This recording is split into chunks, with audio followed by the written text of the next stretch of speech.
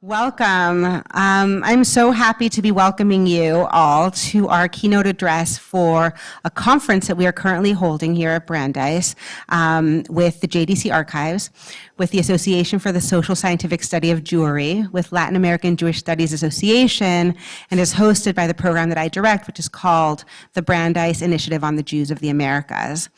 And we are so delighted to have Sergio Witter here with us today.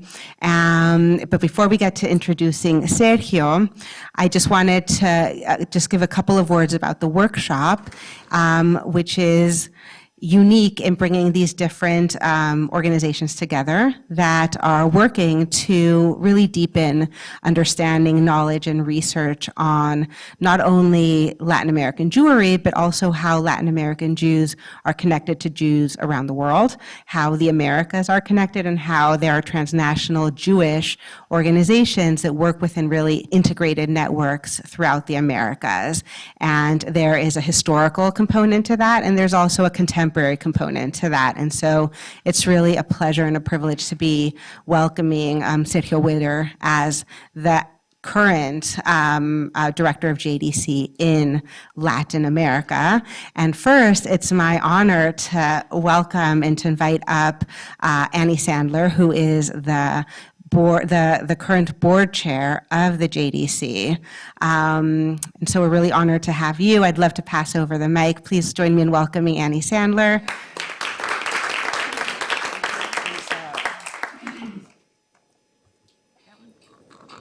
Thank you, Dahlia.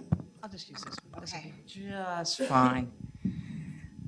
Good evening. I'm Annie Sandler from Virginia Beach, Virginia, and I serve as the president of the board of JDC.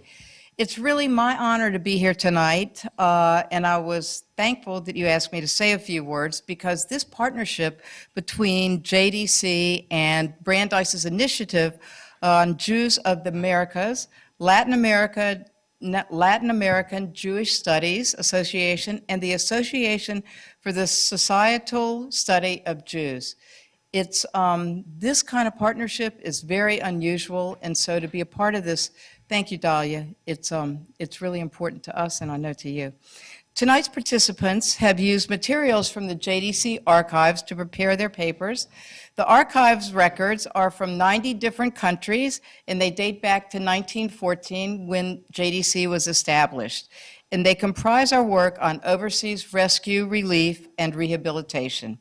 The JDC archives holds the records of 110 years of history of JDC and their humanitarian work. It's the most significant repository for the study of modern Jewish history. Brandeis's initiative is dedicated to broadening the appreciation for the cultural, communal, and religious traditions of Latin American Jewry and their distinct contributions to the global Jewish diaspora. So this is kind of like the perfect partnering. And I want to thank you, Dahlia Wassner, professor and partner at Brandeis, and generous donors, the Knapp Family Foundation, David and Ruth Messer, and an anonymous donor who have underwritten this workshop tonight. Actually, it's not just tonight, it's for like a couple of different days. So thank you.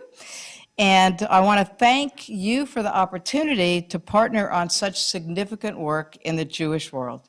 And now, without further ado, I'd like to call on Barry Schrage, who I'm sure many people on this campus know.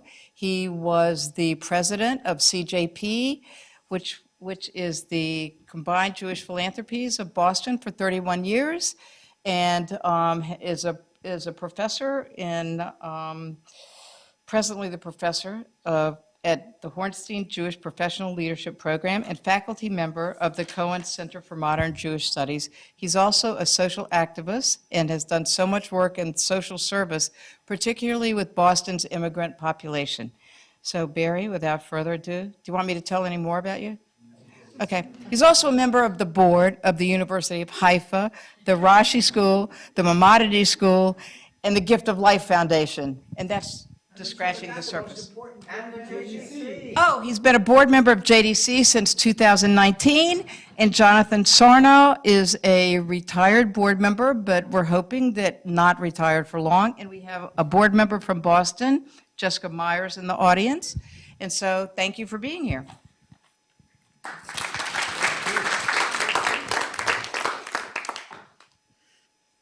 So I should say that, and I hope it's reflected in what I'm about to say, that Annie has one of the most important jobs in the American Jewish community right now. JDC, it's not a small thing to be a member of the JDC board, because JDC is a linchpin, as I think I'll try to describe. And thank you, Dahlia, you are the wind in our sails here at the program at Brandeis. I wouldn't be here without you, and that's for sure. So in introducing my new friend Sergio and my I can't say old friend, I mean a young guy who's been an old friend for a long time, and say a few words about that. You know, as important as if we talked about the archives as being the window into our past, it's also the key to our future. This is incredibly important time. We are so linked together, and the JDC is the perfect linchpin that holds this whole thing together. We are suffering in a smaller way than Israel as an American Jewish community. We're facing new challenges in Latin America, and I don't have to tell you because we're each of us crying every single day about what's happening in Israel. And these things are not separate. These things are tied together. You know, Latin American Jewry is the most Zionist Jewish community in the world, I believe, next to Israel. It has so much to teach us about what it means to be a Jew under pressure, what it means to be a Zionist in a difficult world, what it means to be deeply part of your own society and yet deeply linked to Israel in so many ways. So we must learn from each other. And even though it's not the work of this particular conference, I would have to say that the future stability of Israel will depend on how they come out of this crisis. And JDC will be a linchpin in recreating civil society in Israel and reestablishing the pride of world Jewry, linking Latin American Jewry and American Jewry to our future. It's a new time. And the perspective that we have on this particular conference also changes. Everything has changed. So it's a pleasure to introduce Sergio, who's worked for the JDC for many years, deeply committed to the well-being of Jews in Latin America, preserving their culture, preserving their heritage, and building even higher levels of future success for the Latin American Jewish community. I know what it's like to have your life completely enwrapped in a particular goal, and I can see and I know that your life has been wrapped in the fate of your people, our people in Latin America, now deeply connected to our own here and throughout the world, and it'll be wonderful to hear that. And of course, there's no one in the world who can give us a better perspective, both on JDC and on American Jewry than my friend Jonathan Sarna. He almost needs no introduction because he is all of those things here at Brandeis. And don't wave me away. It's and plus he's a member of my shul, so you know what else can I say? So first of all, Sergio, please give us your perspective.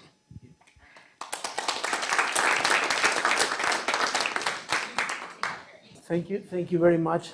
I've had the privilege of having been invited to many places to speak, but I have to say this is one of the most challenging because really I'm not used to speaking to professors and members of the academia, and that's really something, a different experience for me. So, and I'm really excited, I'm grateful.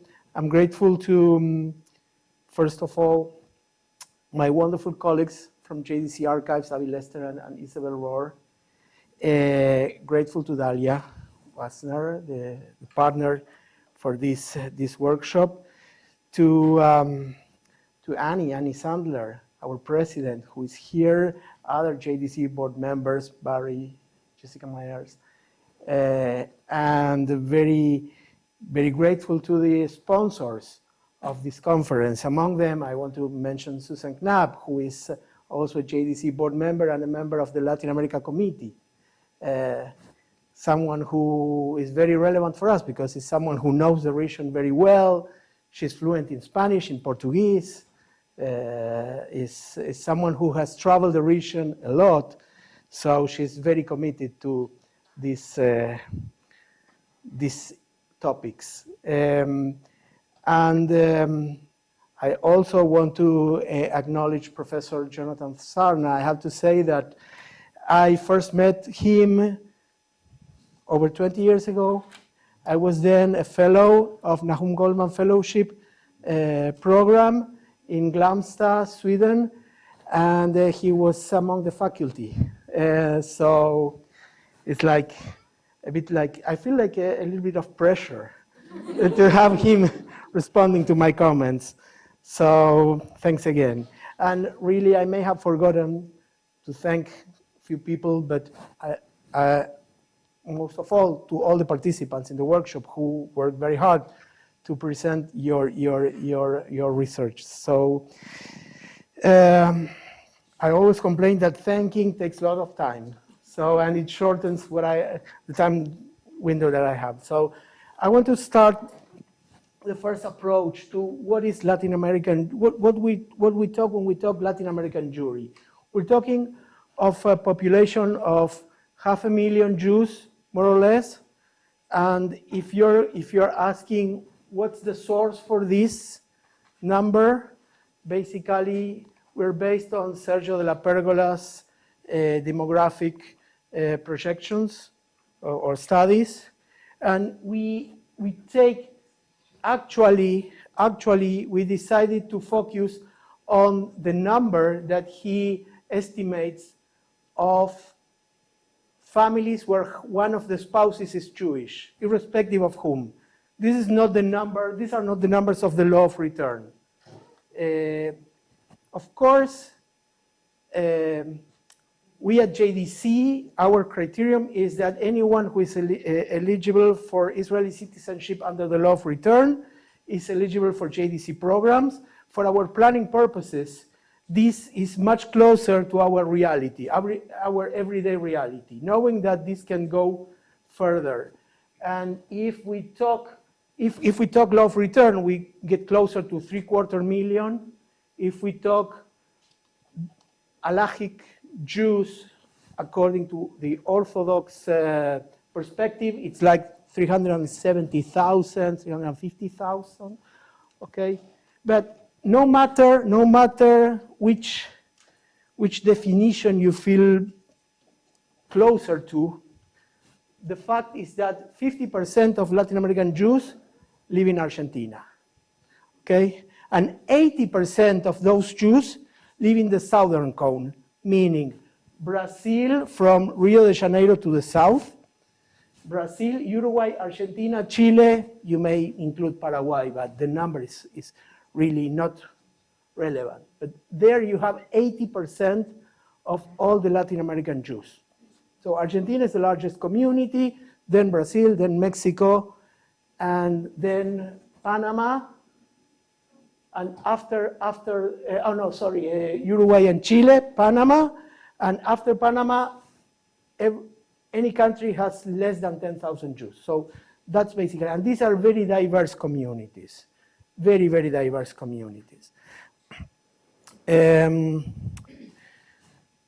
This is our vision for the region. This is what guides our everyday work. We work with the idea of having communities, Jewish communities in Latin America, connected through a network of mutual responsibility, solidarity, and enrichment, and that's our framework for everything that we do.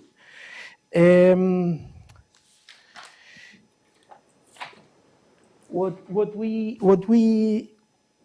we do is basically we want to adapt JDC's global mission to the reality of Latin American Jewish communities. That is saving Jewish lives and building Jewish life, or also as our CEO reshape this, saving Jewish lives, make them saving Jewish lives by building Jewish life. And both apply, saving and building and saving by building. I mean, I think those, the two are very relevant. these are the strategic directions of our work. Okay, basically, community social inclusion, that includes welfare and making sure that communities have a mindset to have any Jew to be part of the community, that money is not a barrier to be part of the community, and that being part of the community, if you are a welfare client, is much more than simply receiving humanitarian support. Okay, and the other driver we have is strengthening Jewish communities, capacity building, helping communities and organizations. And for this conversation, for this presentation, let me use communities or organizations as synonyms, although they are not the same, because in some countries we can say we work with the community, Cuba, Venezuela, and in places like Argentina, I cannot say that we work with the whole community. In fact, there are many communities in Argentina. We work with 14 different communities in Argentina. One of them, Buenos Aires, and 13 others in provinces or the periphery. And we cannot even say that we work with the whole community of Buenos Aires, because it's really like 200,000 Jews and many, many institutions and organizations. But we work with some specific partners who are probably the main players in this field. So strengthening capacity building speaks about having communities working more professionally, having processes in place, think in terms of sustainability, good governance, and also leadership development. Okay, so it's like two components of that. In terms of the social work or the welfare work or the work with the vulnerable Jewish population, we created this idea of a VIP approach. It's actually VIP plus I, which is interesting because VIP for us is vulnerability, inclusion, and participation. It's very different from the VIP that you may have in mind when you think of VIP. So it's very important to include these topics in the community's agendas. And so we believe it's a nice way to market the work we do. It's VIP plus I, VP, we say, because the last I you see, for us, is like innovation, try to bring innovation, try to bring new ideas, inspire the communities, invest, have a broader involvement of the members of the community, and of course, having some impact, some sort of impact in the communities through the work that we do. I want to mention some challenges that we identify, because I thought that you may want to learn more about some specific work we do or some programs, but I would leave that for the Q&A. I want to first focus, and I believe that being at the university, this might be more appropriate, about some data that we've been collecting that says much about the life of Jewish communities and what are some challenges that the leaders of the communities identify. We collected all this information through a different projects that we have within what we call the applied research area. And it is important to say beforehand that most of this information was collected before October 7 last year. Because many of the things you will see, I'm sure, I mean, we will all agree that there will be some differences, some changes. But it speaks much about the mindset of the Latin American Jewish leaders prior to October 7, how they saw, how they felt the communities were and what the challenges and priorities were. Because many of them have not changed. However, you will see that anti-Semitism was not such a big challenge for them prior to October 7. I mean, I'm not saying that there was no anti-Semitism in Latin America, don't take me wrong, but was not perceived as a very relevant threat for or by the communities. So, and let me. This is from a study that we did together with the Universidad Hebraica from Mexico, with Daniel Feinstein. Many of you may know him, Danny Feinstein, with JCC Global, with JDC Latin America and JDC Europe, because our colleague from the International Center for Community Development, Marcelo Dimenstein, also took part of this because he does similar work with Jewish communities in Europe and Asia. And a private foundation, a family foundation in Mexico, Metasade Foundation. And you see which were the main challenges for the Jewish leaders. This was a survey that was answered by close to 300 Jewish leaders, top leaders, senior leaders, both lay and professionals from Jewish communities from all over Latin America. Okay, this was done during the pandemic.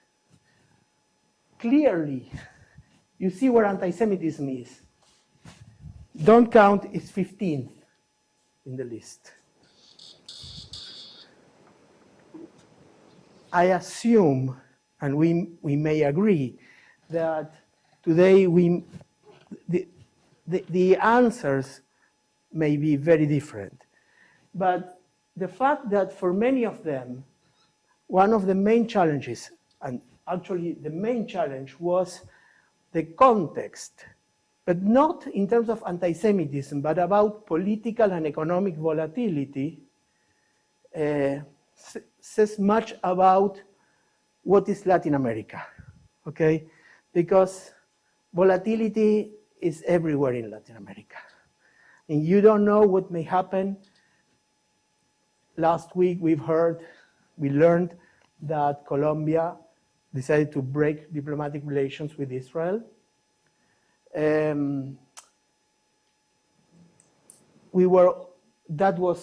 We said there's a book by Gabriel Garcia Marquez, the Colombian Nobel Prize, called Crónica de una muerte anunciada. I don't know how to say it in English, what's the English title, but like the chronicle of an announced death. So this was the chronicle of an announced development by the Colombian president. But three years ago would have been unthinkable for anybody to believe that Colombia, which was one of Israel's closest allies in the region, would shift so dramatically. And Argentina is now best friends with Israel.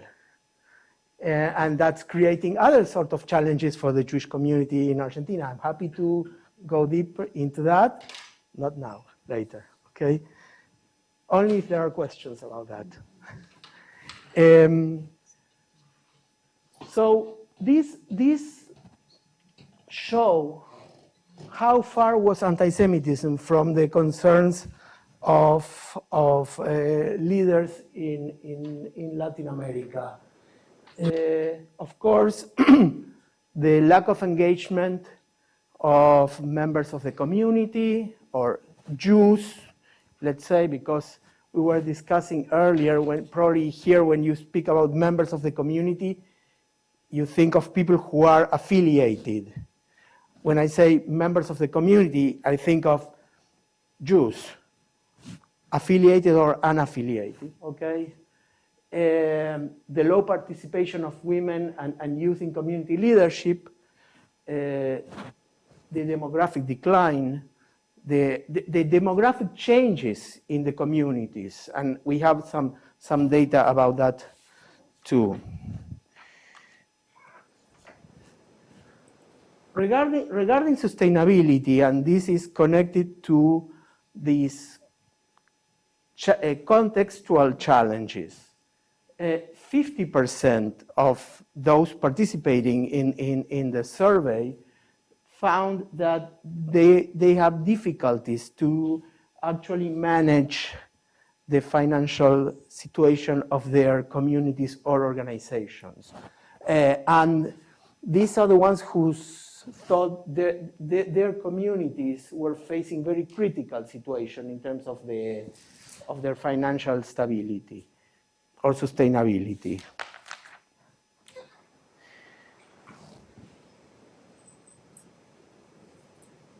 And something that has been very relevant for us, because when we speak about Jewish communities in Latin America, these are very diverse communities in the way they think of inclusiveness. It's not who can be a member of a community, who is to be considered Jewish, let's put it that way. And I don't want to start any sort of debate. As I tell the leaders in Latin America, I'm not a rabbi, I'm not an authority on religious affairs. So, I mean, it's basically who can be part of the Jewish community life, okay? And we divided the answers in 3 groups. One is Argentina, because if we were going to put together Argentina and what we call South Latin America, it would have changed much of the rest of the countries from the southern part of Latin America. So in South Latin America, we are basically including Brazil, Uruguay, Chile, and Paraguay, okay? And North Latin America is from Peru to the north, okay? Peru, Colombia. We didn't have anybody from Ecuador, but we had from Venezuela, we had from Panama, we had from Costa Rica, from El Salvador, from Guatemala, and certainly from Mexico too. And basically, this is about who can be considered someone who can be part of the Jewish community life. So you see that in the case of Argentina, only 15% believe that, only those who are halachically Jewish are to be considered members of the communities, while 84% would accept any sort of conversion, liberal or and in the northern countries is very different. So this is the reality we are facing, and this is we do not argue, we do not challenge the leaders on each community. We simply highlight some of the challenges they have. For instance, if a Jewish day school, if a community wants to keep a Jewish day school open and they don't have critical mass, even if they have like kind of very traditional standards and only accept halachic Jews to be part of the community and eventually send their children to the Jewish day school, I mean, we help them with the decision-making process. We do not dictate them what they need to do, but we help them going through the process of deciding if they want to open the school to non-Jewish students. I mean, it's on them, it's their decision, and those leaders are the ones who will be accountable in front of the rest of the community. So we know it's not an easy decision for them, but our role is to help them going through that decision-making process, not dictating the decision. The decision is theirs.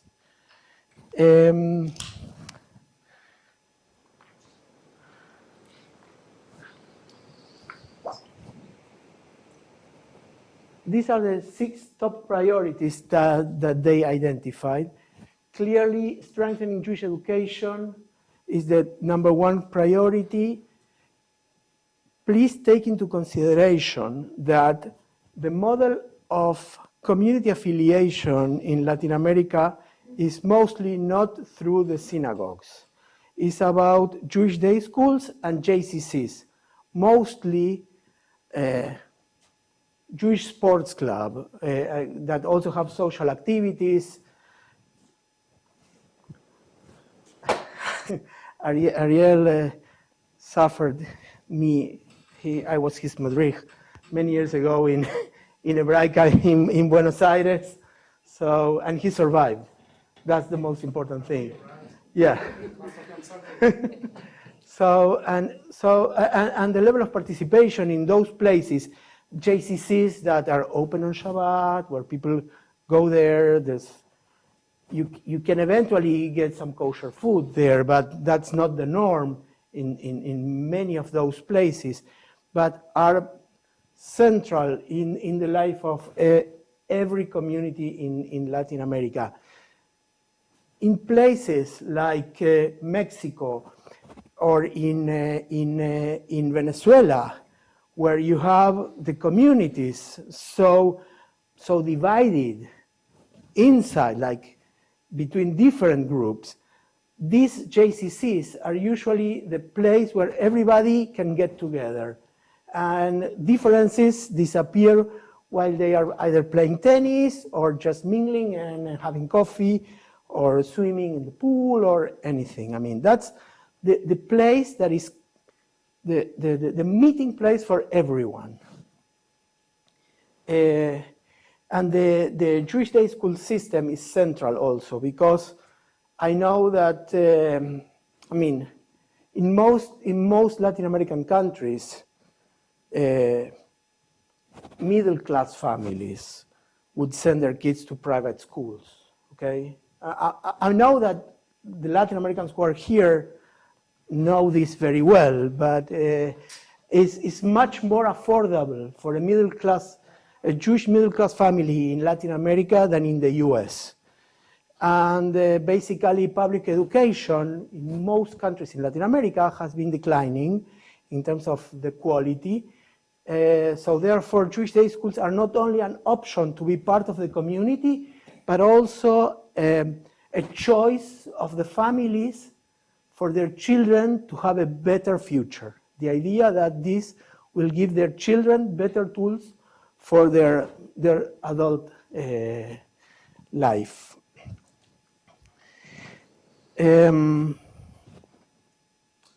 I wanna address one or two topics that have been relevant in our work regarding leadership development.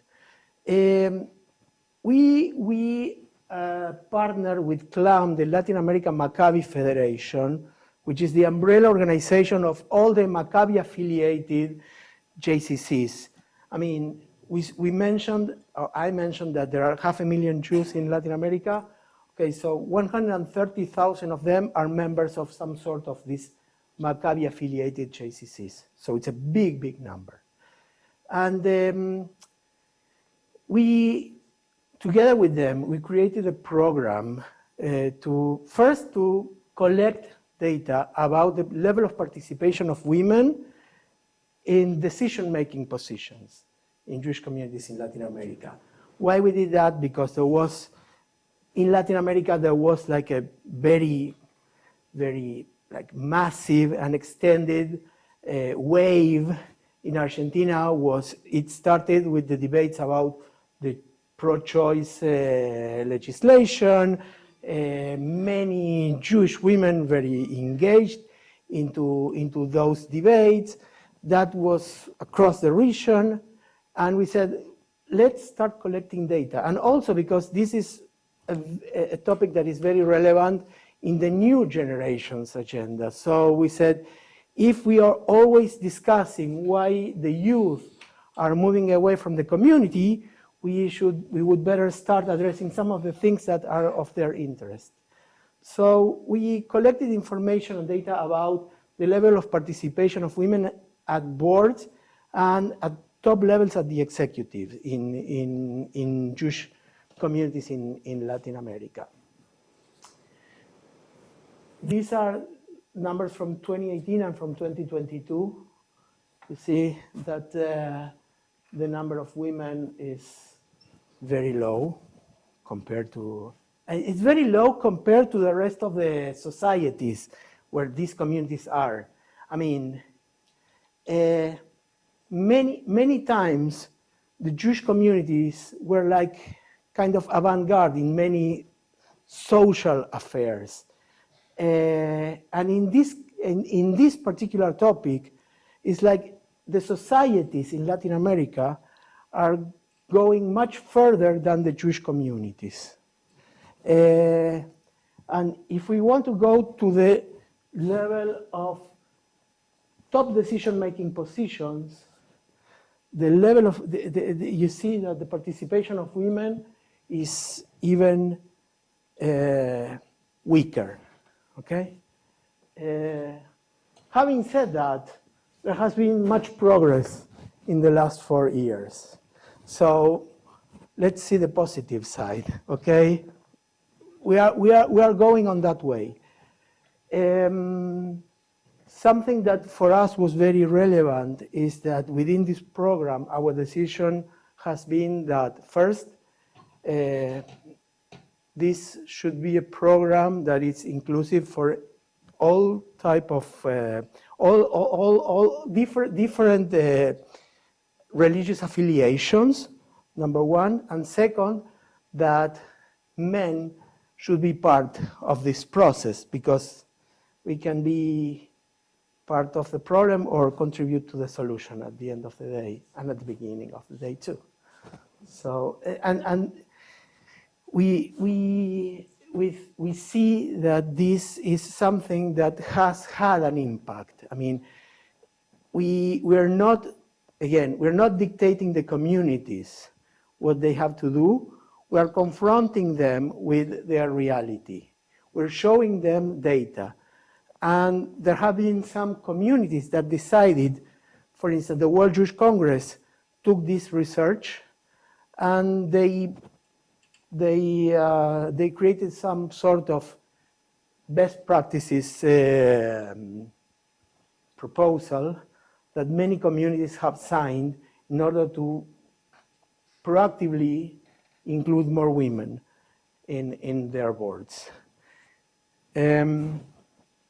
I want to now focus on some issues about vulnerability, and particularly in Argentina, because this data comes from a research that we did in partnership with AMIA, the Buenos Aires Keilah, with Tzedakah Foundation, which is a big welfare organization in Argentina, and Chabad's Foundation.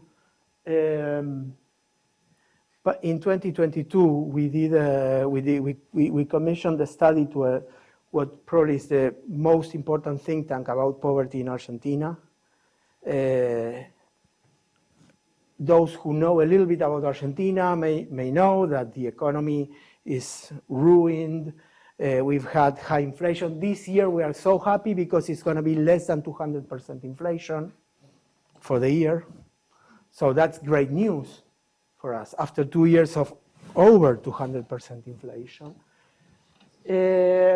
So this study was conducted by a group from the Catholic University. It is a think tank that was established by the then Archbishop Jorge Bergoglio, better known today as Pope Francis, and many Jewish organizations work with them in Argentina. What is most alarming for us is that close to 1/3 of Argentinian households, what is there, you read as working class, are in a segment that we call population at risk. Meaning lower middle class families for whom the inflation is like a time bomb? It's a time bomb. I mean, it's can pull them below the poverty line any time. And that's typically the population where JDC puts an eye on, because basically those who are structural poor the working poor, are taken care by the local organizations. Our approach is to fill the gap where the local organization, the local community can't. And we are, in the context of what's going on in Argentina with this bad economy, we already decided that this year we are providing extra support or supplemental support to close to 1,000 families who are already in the community's caseload. So they are not within this 31.7 that is, I'm sure is no longer 31.7 because it's 15 months ago. It's worse. Today it's worse. I mean, we don't have the precise numbers, but everybody in Argentina is worse. So they are worse too. And the final slide I want to share with you that speaks about some of the challenges we have has to do with demographic change. We have this information from that same report about vulnerability because we needed to do some sort of demographic projections to get those data. And but this is the Jewish community demographic so-called pyramid, no longer a pyramid, compared to Argentina's population in general. I wouldn't be surprised if the case is basically the same or very similar in every other, big Jewish community. Name it Sao Paulo, Mexico City, Rio de Janeiro, Montevideo, Santiago de Chile, Córdoba, another big community in Argentina. And that is why, we've been conducting a series of initiatives aimed at helping communities be better prepared for this demographic change. And this I want to mention speaks very much and very nicely about the collaboration, the internal synergy we have at JDC. We learned from a development from JDC Eshel in Israel, the department that takes care of elderly population in Israel and designs and develops programs for elderly population that are then escalated to the level of public policy. They develop what is called the optimal aging dashboard. And we learned that has been created, and now we are adapting that to the level of civil society, to work with Jewish communities for them to be better prepared for societies and communities that will have more elderly compared to the past and living with active aging for many more years. In Israel, JDC created this model called Muni 100, like municipalities that are preparing for people who will live a century, 100 years. So we say we cannot work Muni 100 in Latin America, we'll work Communi 100, Community 100. So it's a slight difference, but it's very challenging because in Israel you can do that with the support of the state. I mean, there is an institution that will enforce the policy. In Latin America, again, we're not telling the communities what they need to do. We are proposing, we are inviting, we are showing them, we're facing them with these challenges.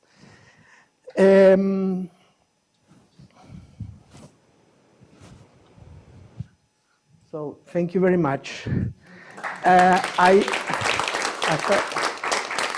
These were some of the challenges and opportunities that we see in the region that have to do with changes in leadership, situations of vulnerability,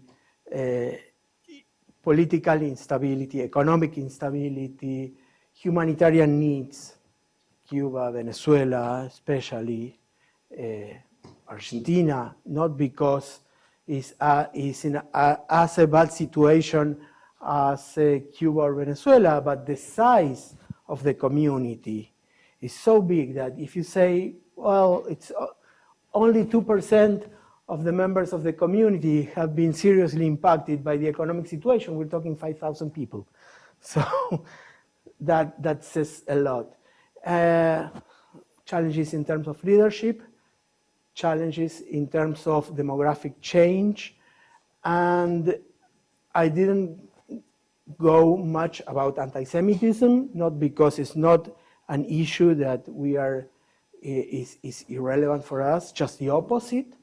It was not among their priorities. The situation, of course, after October 7 has changed. Thank you, Sergio. Thank you.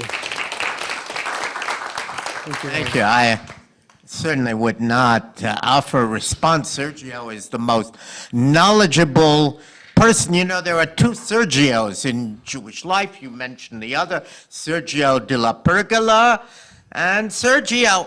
And, you know, we say from Sergio to Sergio, there's none like Sergio. And we feel privileged that you've given us this opportunity. I want to, on behalf of Brandeis University, welcome all of you. It's very exciting for me to see so many experts on Latin American Jewry here on the Brandeis campus. We're all deeply grateful to Dalia, who has been watering this seed and making it grow and creating events. But the truth is, we have more and more Latin American students at Brandeis. The percentage of Jews from Latin America who now live in the United States has grown enormously, much more than we really have numbers for. But anyone who visits Florida knows the vast impact that's going to surely impact on Brandeis. And since some of you have students, I want you to go out and see what's not on our campus. No encampments, no demonstrations. You know, it's hard to get the word out when things don't happen. But it's vitally important for Jewish students to know that they can come and be safe at Brandeis University. Now, I don't want the conference, maybe you did it earlier, but I wouldn't want it to pass without saying a word about my friend, all of our friend, the founder, really, Judith Elkin, Aleha Shalom. I was present at the very first meeting of Laksa. Judith Elkin and I were together at the American Jewish Archives when the idea was created, and wherever there is Latin American Jewish studies in the United States, we owe a debt of gratitude to our great friend Judith Elkin for what she did, and of course her book has long been Jews of the Latin American Republics. I think that changed its title later. Has long been a basic text. So may her memory be for an eternal blessing. I want to leave time. I think that this presentation, though, is so important on a global context. Even before October the 7th, we were witnessing great changes in the Jewish world. Thank God we've got a JDC archive and people can go and look, and were you to look at that Jewish world, look where Jews lived and where JDC was working in 1945 and contrast it to what we see today. The transformation is very great. In your memory, there were many more than 500,000 Jews in Latin America. There's been a tremendous drop. South African Jewry is less than half what it was. And as for Jews in Eastern Europe, which was the largest Jewish community by far at the end of the 19th century, maybe 150,000 left, and many of them elderly. We are witnessing, and Latin American Jewry is part of it, one of the greatest transformations in a short time of the Jewish world, and I think that will only be speeded up by the events that have just taken place. And it's, first of all, it's very important to study this development as it takes place and to appreciate it. The consolidation of world Jewry is an unprecedented development. Almost, I think it's already happened, but I'll defer to my distinguished colleague, Professor Sachs. I think already about 90% of world Jewry live either in North America or in Israel. 90%. We may imagine Jews live everywhere, spread from one end of the world even into the other. Chabad may be everywhere, but 90% of Jews are in two places. Now, that development is full of implications that we haven't thought about.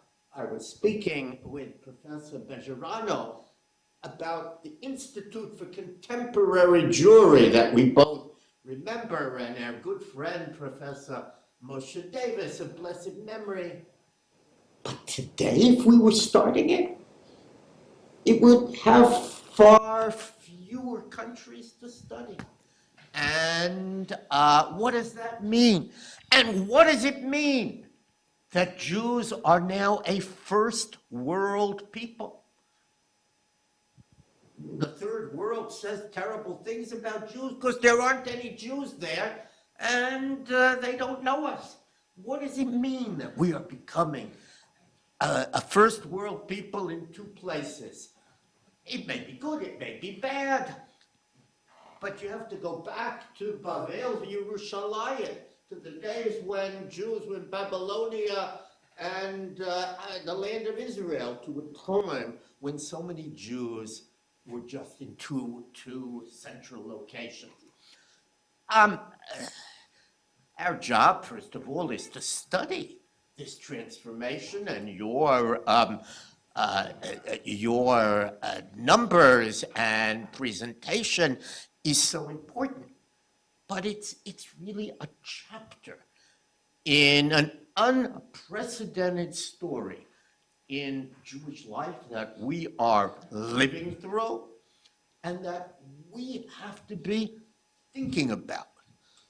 One of the great lessons of the JDC is, yes, it has a great archive. I love it. That's the past. And it does amazing work in the present. But the JDC has always thought about the future. There are people at JDC who, despite all the pressures of the moment, what does it mean for the future of the Jewish people? And all of us who are involved in Jewish life, I think, need to be asking that question and appreciating that we are really entering a new era in Jewish history. So thank you for... Thank you, Professor. Thank you so much.